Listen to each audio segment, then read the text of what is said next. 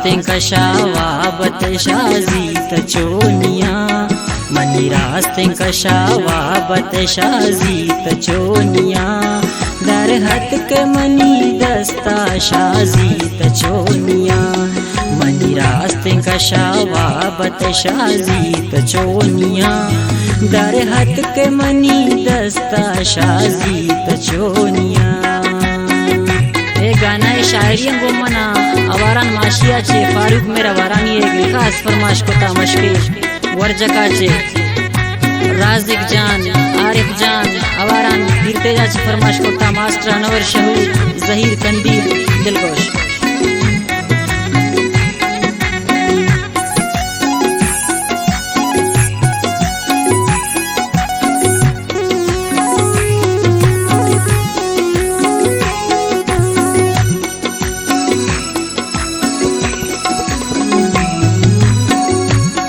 शाजी तरा मचेंदा दिलवाह गावती नदाते मना मेहर तो शाजी पचोनिया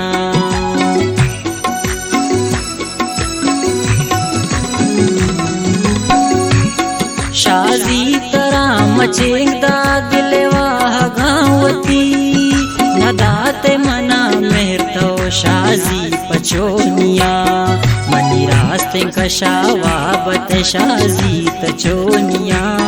दर हत के मनी दस्ता शाजी तचोनिया मनी रास्ते कशावा बत शाजी तचोनिया दर हत के मनी दस्ता शाजी तचोनिया।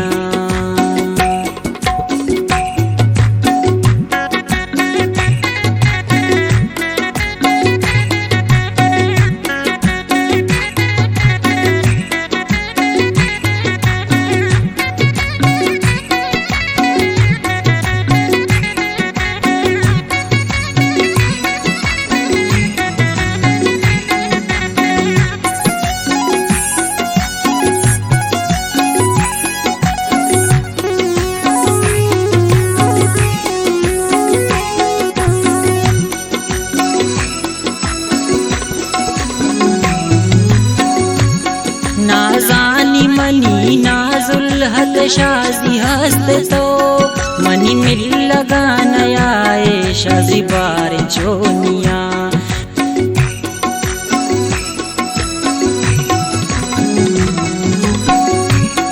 नाजानी मनी नाजुल हत शाजी हस्त तो मनी मिल लगा नयाए शाजी बार चोनिया मनी रास्ते कशावा बत शाजी तचोनिया दर हत के मनी दस्ता शाजी तचोनिया मनी रास्ते कशावा बत शाजी तचोनिया दर हत के मनी दस्ता शाजी तचोनिया।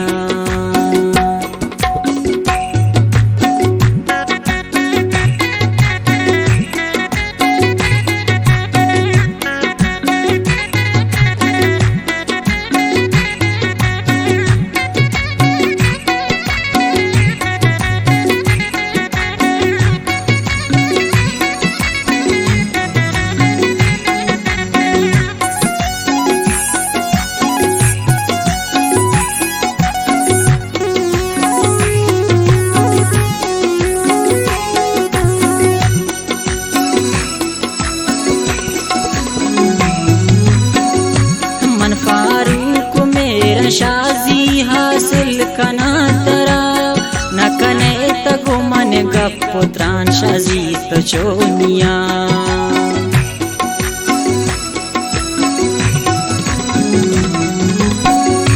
मन फारूक मेरा शाजी हासिल कना तरा न कने तगो मन गपुत्रान शाजी तचोनिया मनी रास्ते कशावा बत शाजी तचोनिया दर हत के मनी दस्ता शाजी तचोनिया मनी रास्ते कशावा बत शाजी तचोनिया दर हत के मनी दस्ता शाजी तचोनिया।